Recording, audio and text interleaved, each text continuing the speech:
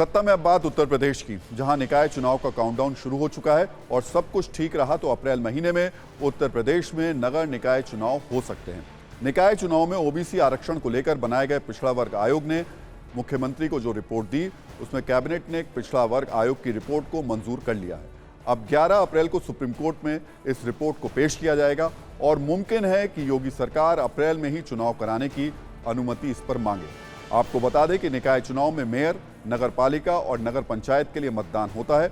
अगर अप्रैल में ये चुनाव हुए तो साल भर बाद होने वाले लोकसभा चुनाव से पहले पता चल जाएगा कि किस पार्टी में कितना दम है और यूपी का मूड क्या है।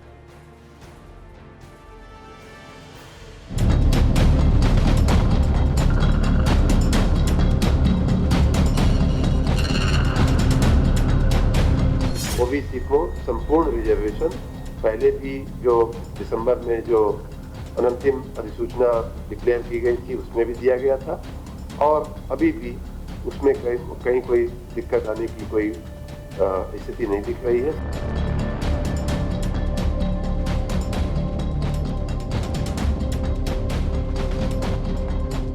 रास्ता वही है कि ओबीसी 27% रिजर्वेशन होना चाहिए उनका, और पॉपुलेशन अगर कम है तो कम होगा।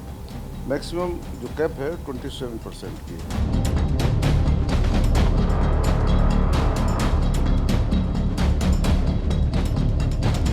संभावना है अप्रैल मई में चुनाव होने की। अब सबको विश्वास दिलाता हूं कि उत्तर प्रदेश के नगर निकाय के चुनाव अन्य पिछड़ा वर्ग को आरक्षण के साथ संपन्न होंगे।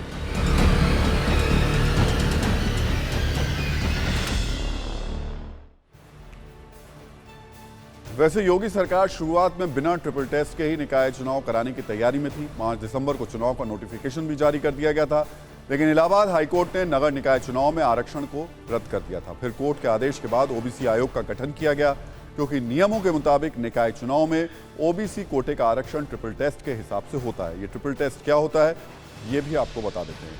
इसका पहला फेज है निकाय चुनाव में ओबीसी के आर्थिक, सामाजिक पिछड़ेपन, उसके प्रभाव और डेटा इकट्ठा करने के लिए एक विशेष आयोग का गठन जरूरी है। इसका दूसरा फेज है आयोग की सिफारिशों के हिसाब से नगर निगम और नगरपालिका चुनाव में आनुपातिक आधार पर आरक्षण दिया जाता है। इसका तीसरा फेज अहम है, जिसमें राज्य सरकार को यह भी ध्यान रखना होगा कि एससी, एसटी या ओबीसी के लिए आरक्षित सीटों की संख्या 50% के कुल आरक्षण की सीमा से बाहर नहीं जाए।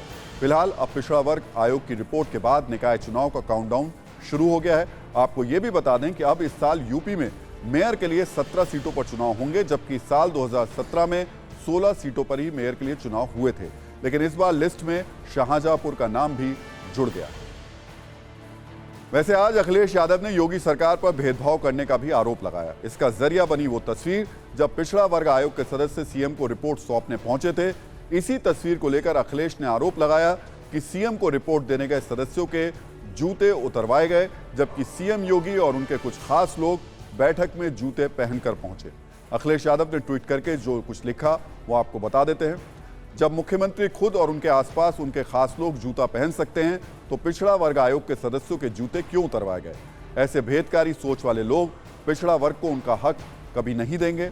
पिछड़े दलित अब बीजेपी के झांसे में नहीं आएंगे। मुख्यमंत्री पढ़ें, समाजवाद का मूल होता है बराबरी।